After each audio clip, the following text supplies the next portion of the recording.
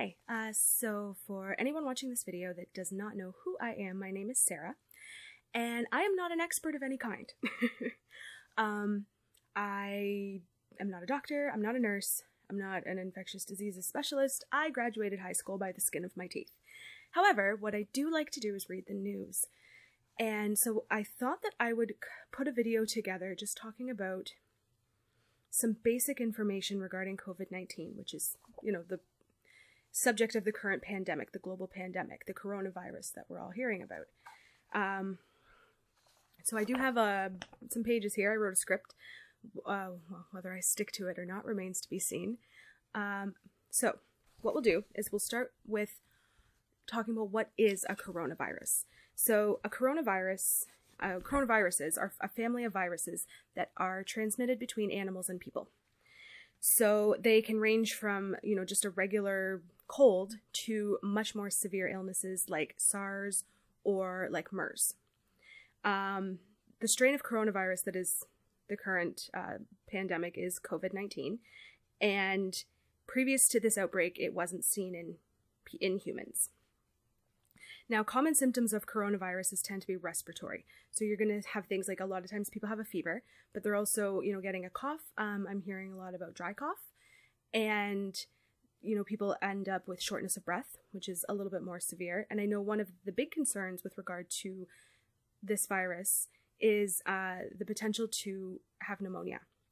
And pneumonia can be very, very severe for people because it, fills up your lungs with fluid, and it's really, really hard to treat in some people. Some people can take antibiotics and get better, but it can be really tough for some people. My dad ended up with pneumonia a few times the year that he passed away, and ended up on a ventilator, and it's not pretty.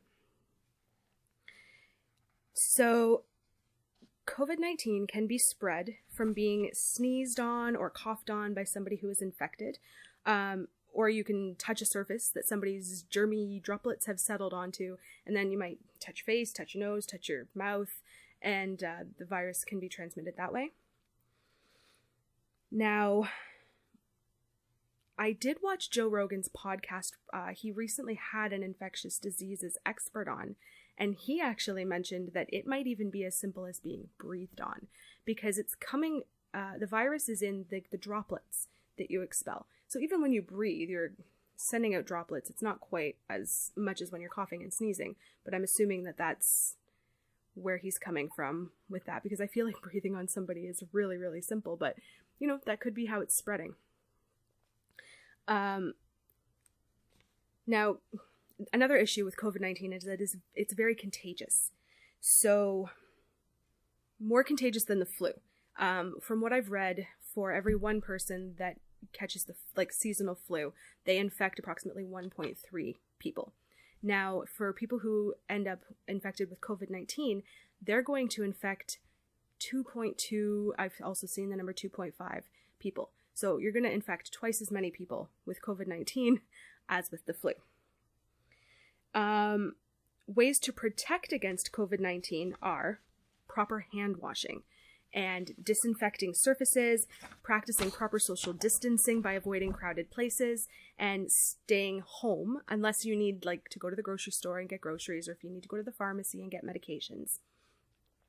Now, on the subject of proper hand washing, COVID-19 is an enveloped virus. So what that means is the virus is enveloped in this oily lipid layer. Now, what happens when you wash with soap, the soap dissolves that oily layer and the whole thing just falls apart and the virus is no longer effective.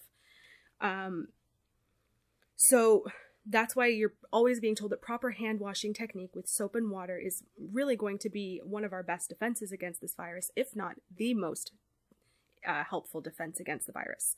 Now, when you wash your hands, it's very important to A, do it frequently, and B, to do it properly. So you need to spend at least 20 seconds scrubbing your hands. Now, what I'm going to do is I'm going to set a little stopwatch for 20 seconds, because I think sometimes people don't realize how long 20 seconds actually is. Let's see here. Okay, so we're going to start now. 20 seconds.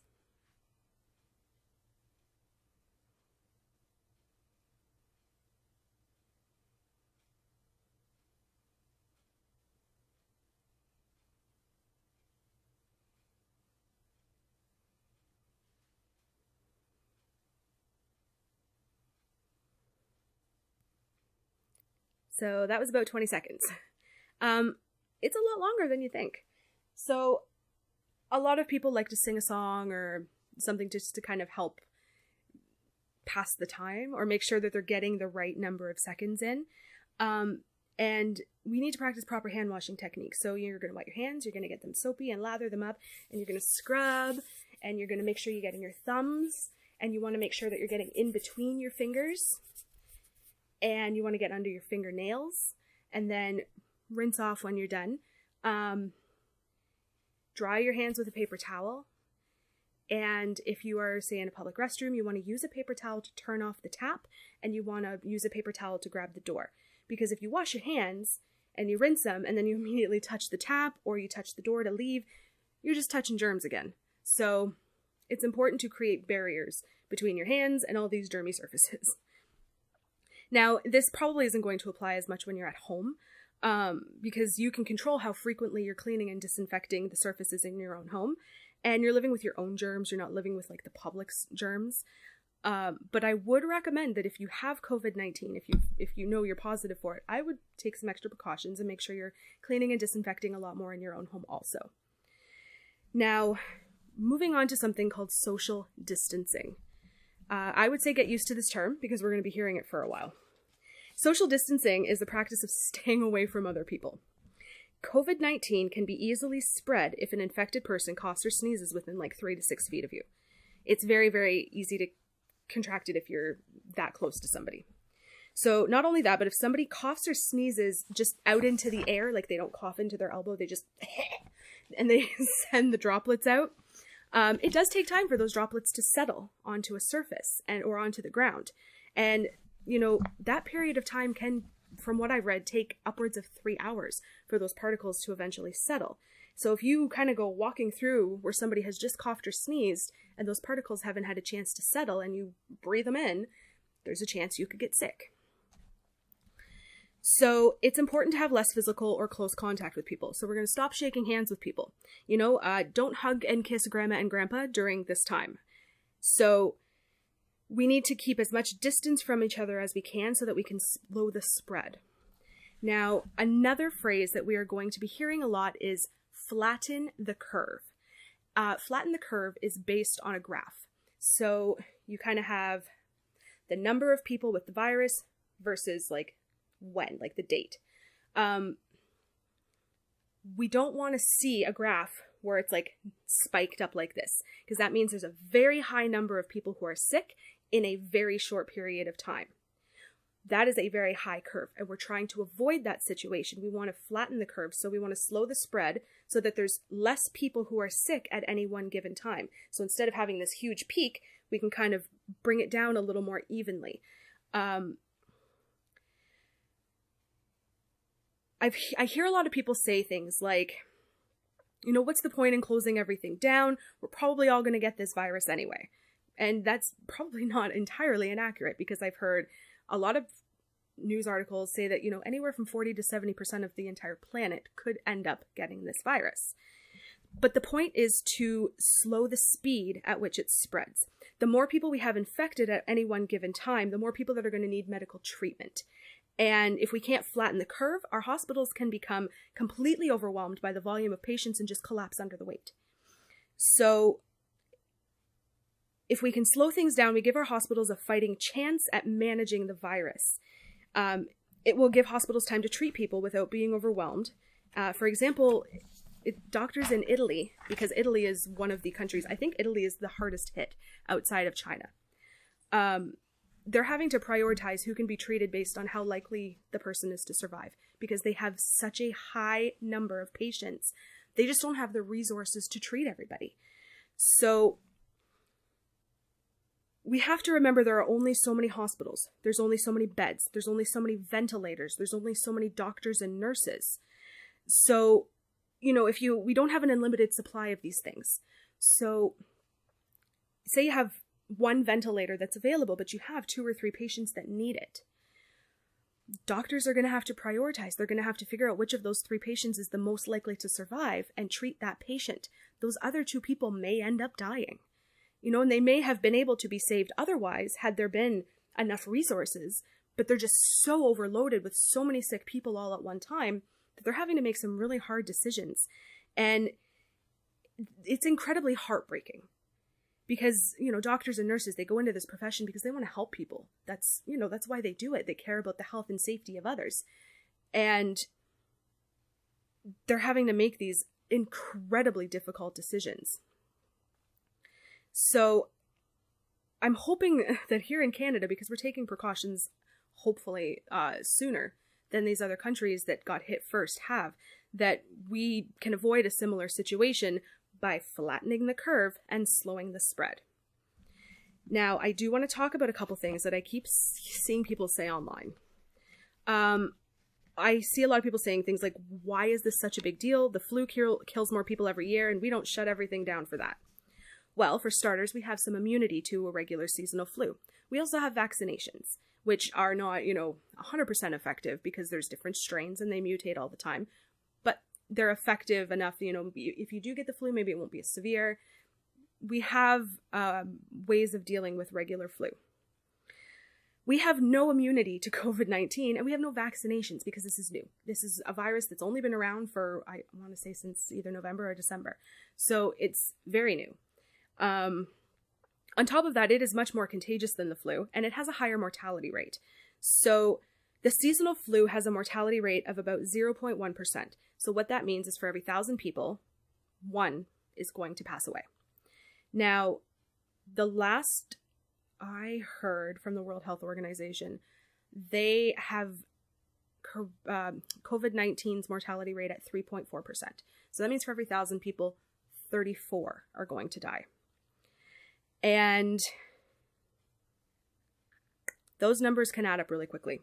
So if we see the number of COVID-19 cases in as high of numbers as regular flu cases, we're going to see a lot more deaths than what we would see with the flu.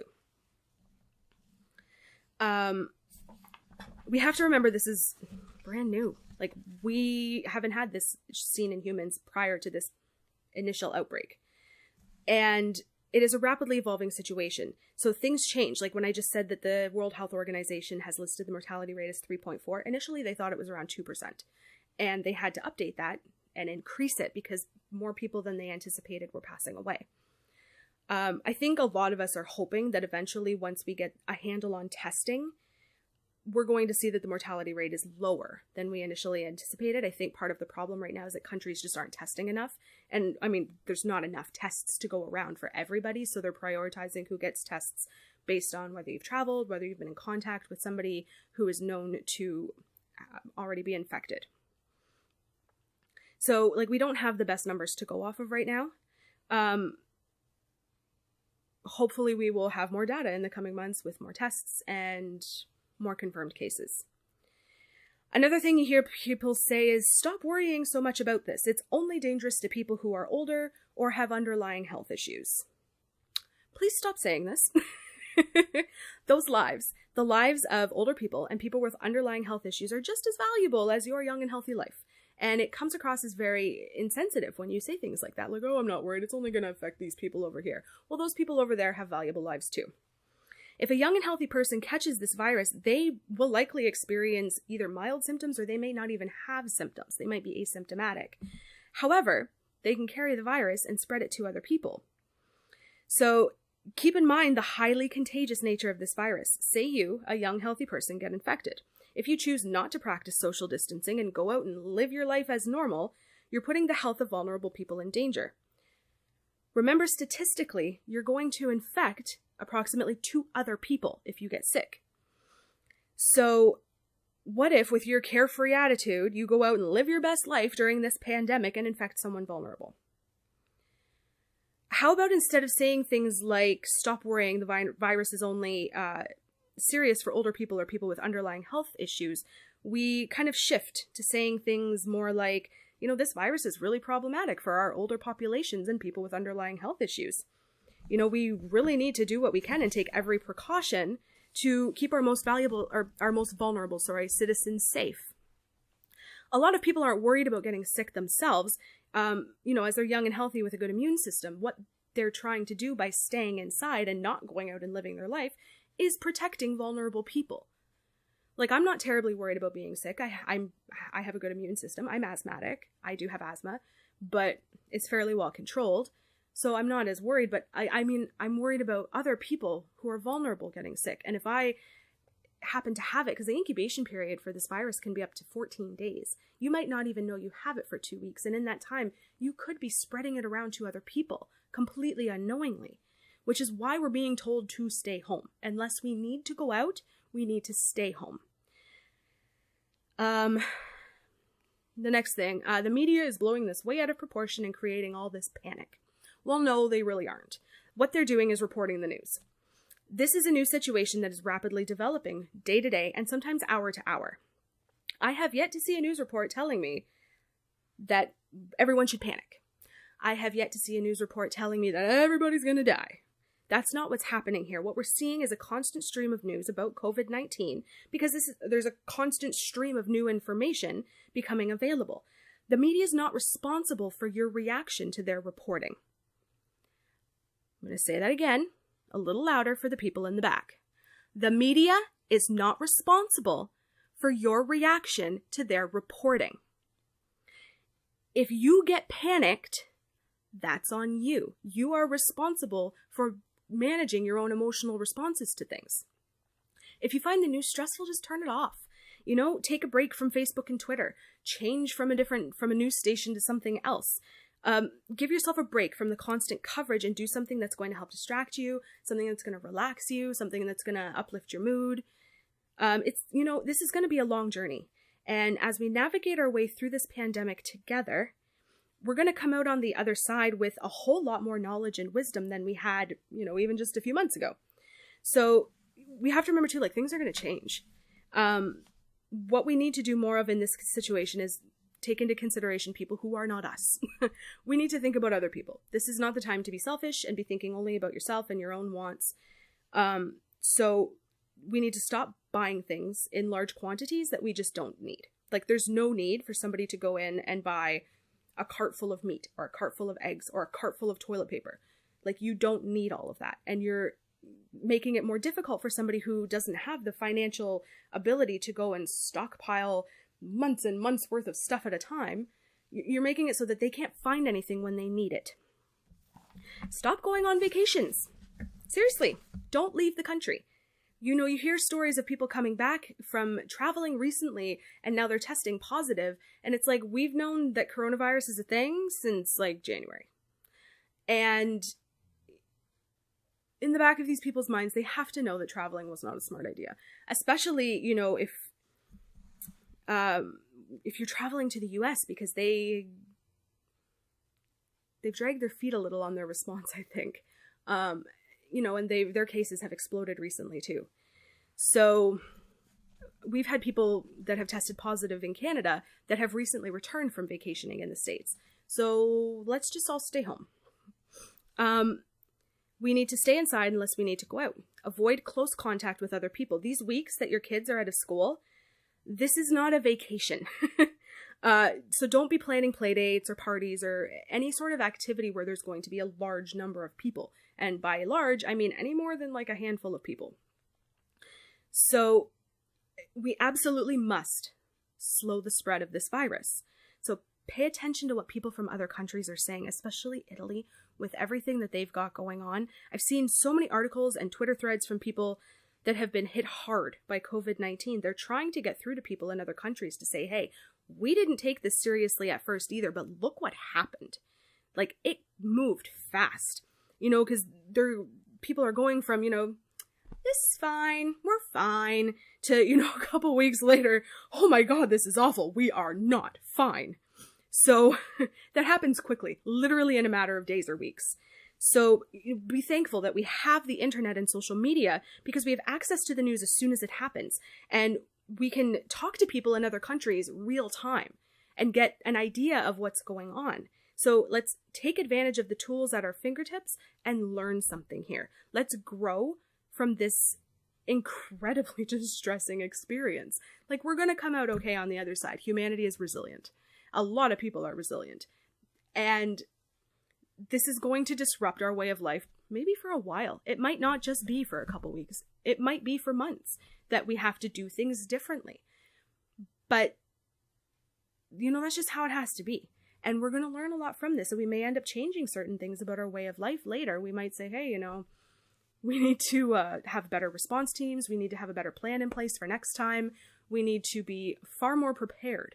Because, you find a lot of people seem to have, countries don't have a coordinated response. Everybody's handling things differently. And, it's putting everyone in danger because, this is a global society. People are traveling all over the world all the time, very quickly. You hop on a plane and you're in another country in, an hour, a couple hours. Everyone's traveling all over the place. So we need a more coordinated response. We need a better plan in place. And I think that this is a bit of a wake-up call about how unprepared we have been. So this is just a big learning lesson for everybody. Earth's going to go through some stuff, but we're going to be okay.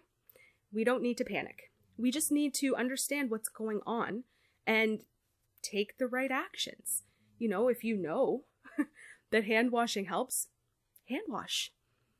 If you're going to be staying home a lot because we're kind of on a lockdown situation, you don't need 3 jugs of sanitizer because when you are at home, you should be using soap and water. So there's some things that we're going to have to figure out here. And I promise you don't need 87,000 rolls of toilet paper. Your butt will be fine. It's going to be okay. So I'm hoping that this video has been helpful. I think that there's so much information out there. What I wanted to do is try to just put it all in one video, in one time frame that you can just sit down and watch, and I'm hoping it's helpful. I really am. And I'm not trying to alarm anybody. And I don't think the media is either. I think they're just giving you the information. People want the truth, but then they get upset and they say, oh, the media is making us panic. Well, no, they're not. You wanted the truth. Here's the truth. The truth is kind of scary, but there are things that we can do to get a hold on it. We might have to stop going to yoga class and not go to the bars and avoid shopping, and we're going to have to, it's going to disrupt our daily life. And, you might get cabin fever. You might have a hard time staying in, but we're doing this for the good of our society, for the good of our neighbors, for the good of our grandparents, for the good of the kid down the street, for the good of all the kids in a school. I mean, children have been mostly unaffected, which is kind of a silver lining here, is that so few children have gotten sick. They seem to be incredibly resilient to this. So, that is a plus.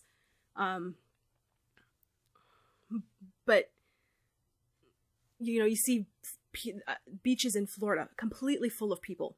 Or you see, people were lining up at the bars before St. Patrick's Day. Let's not do that. Those situations are breeding grounds for this virus because it is so easily transmitted between people if you're in close contact. So we need to not have close contact. And I really need to stop talking. So thank you for watching. I hope this was helpful. And wash your hands. Stay positive. We're going to be fine. Bye-bye.